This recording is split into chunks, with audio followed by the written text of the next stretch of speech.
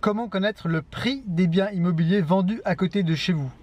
Bonjour, je suis Olivier Pajot, facilitateur immobilier, j'espère que vous allez bien.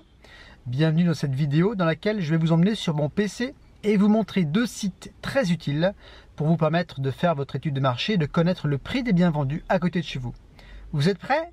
Allez, suivez-moi, c'est parti! Alors, on va rentrer dans le vif du sujet. On va aller sur le premier site. Vous allez taper DVF. Donc, DVF. Donc, vous avez le lien qui apparaît ici. Donc, c'est app.dvf.etalab.gouv.fr. Donc, vous cliquez dessus. Et vous avez donc la France, la carte de la France ici, avec les différents départements. Alors, soit vous rentrez les données directement sur les champs qui sont à remplir sur votre gauche, donc les départements, la commune, la section cadastrale, la parcelle cadastrale, les dates de mutation, ça c'est rentré par défaut. Ou soit vous cliquez directement sur la carte de France. Alors moi je préfère cliquer sur la carte de France, je trouve que c'est beaucoup plus intuitif. On va faire une recherche sur le 8e arrondissement de Lyon, donc dans la région Rhône-Alpes, dans le département du Rhône. Donc on va ici cliquer sur le Rhône, on va zoomer avec la molette. Et on arrive directement sur le 8e arrondissement de Lyon, on va cliquer dessus. On voit que le 8e arrondissement est ici découpé en sections cadastrales, de A, B, A, C, A, D, A, E, etc., au sein desquelles on va retrouver des parcelles cadastrales. Donc on va aller nous sur la parcelle ici, la parcelle BH, donc on clique dessus, et on va aller ici sur cette parcelle-là. Alors je la sélectionne, pourquoi? Parce que ici on a une copropriété dans laquelle on a beaucoup de transactions immobilières qui se font annuellement. Et on va retrouver toutes ces transactions immobilières qui apparaissent ici. Donc l'adresse du bien, enfin l'adresse des appartements, on est entre le 82 et le 90 rue Jean Sarrazin dans le 8e arrondissement. Donc là on a les transactions immobilières qui apparaissent ici. Alors on peut cliquer dessus, on aura plus d'informations. Donc on a un prix ici de 227 000 €, la date de la transaction immobilière, l'adresse du bien, la surface carrée du bien immobilier et le type d'appartement. Donc là on est sur un type 4 avec une dépendance, cave ou un garage ou un parking ou un box qui était donc vendu avec l'appartement. Donc vous avez toutes les transactions ici qui apparaissent au niveau de cette copropriété. Si vous souhaitez avoir toutes ces données brutes dans un fichier Excel, dans un fichier, vous cliquez dessus, ici télécharger les mutations de la section cadastrale. Donc toutes les mutations de la section cadastrale BH vont être synthétisées dans ce fichier ici .csv. Vous avez toutes les transactions qui apparaissent ici. Alors comme vous pouvez le constater, c'est pas évident à lire. Vous avez toutes les données brutes ici. Moi je trouve que c'est une usine à gaz un petit peu ces données-là. Alors néanmoins vous pouvez, ce que je vous invite à faire, c'est de filtrer la première ligne ici. Donc données filtrées. Comme ça, vous pourrez, vous pourrez sélectionner certaines données. Si on va notamment sur la colonne H, vous avez les adresses. Donc là, vous avez les rues ici. Donc vous pouvez sélectionner par exemple la rue Jean Sarrazin. Vous avez les numéros ici de la rue qui apparaissent. Donc on peut sélectionner par exemple, allez, on va dire le numéro 82 rue Jean Sarrazin. Et puis au niveau des dates de mutation, on peut sélectionner par exemple l'année 2018.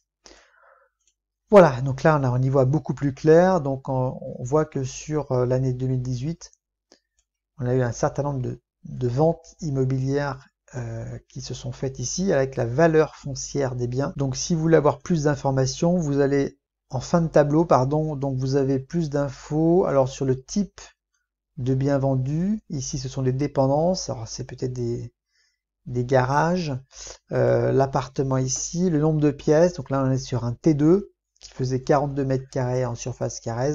Voilà, bon, vous pouvez constater que c'est pas forcément évident, je trouve, pour le commun des mortels de retrouver les informations immobilières. On peut utiliser ce site internet, c'est un site gouvernemental. Alors moi je préfère utiliser un autre site qui me semble beaucoup plus intuitif. Et ce site s'appelle Meilleur Agent, tout simplement. Donc meilleuragent au pluriel.com. Donc je vous invite à cliquer sur ce lien, d'aller sur l'onglet prix immobilier et ensuite de cliquer sur explorateur des ventes réalisées. Et ensuite, il vous suffit de taper le code postal ou la ville que vous recherchez.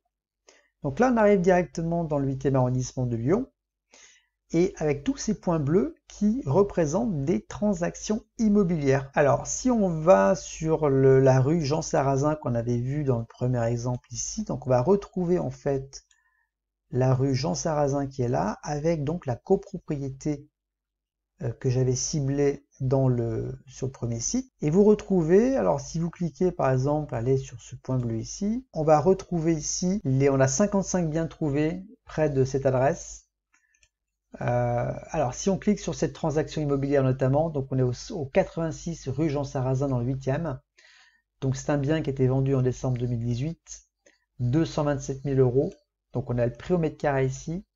Les caractéristiques du bien, on est sur un appartement de type 4 de 93 mètres carrés en surface habitable. Ce qui est intéressant, c'est que Meilleur Agent nous dit que si ce bien était vendu aujourd'hui, Meilleur Agent estime qu'il vaudrait 256 700 €. Donc Meilleur Agent est capable de nous donner, en fonction de l'augmentation du prix du marché, un prix de revente potentiel à ce jour.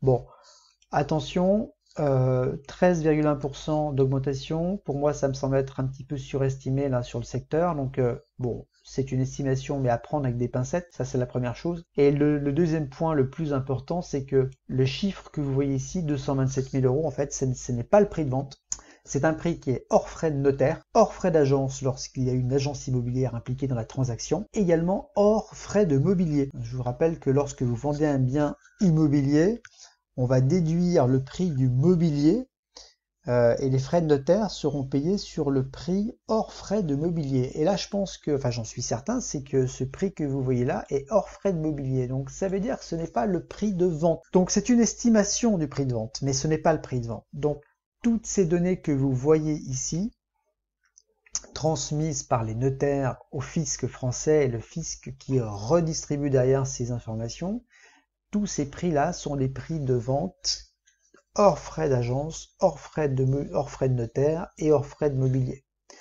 Ce sont donc des données brutes qu'il faut prendre avec un certain recul, il faut les relativiser, d'autant plus qu'on n'a pas d'autres informations essentielles, comme notamment les étages, l'exposition, l'état du bien, la situation personnelle des vendeurs, est-ce qu'il y a un ascenseur ou pas, est-ce qu'il y a un gardien, etc. Enfin voilà, ce sont des données brutes, données sans autres informations. Donc il faut les relativiser, ça peut vous aider à comprendre le prix du marché, mais c'est pas du tout suffisant pour déterminer finalement quel est le prix du marché.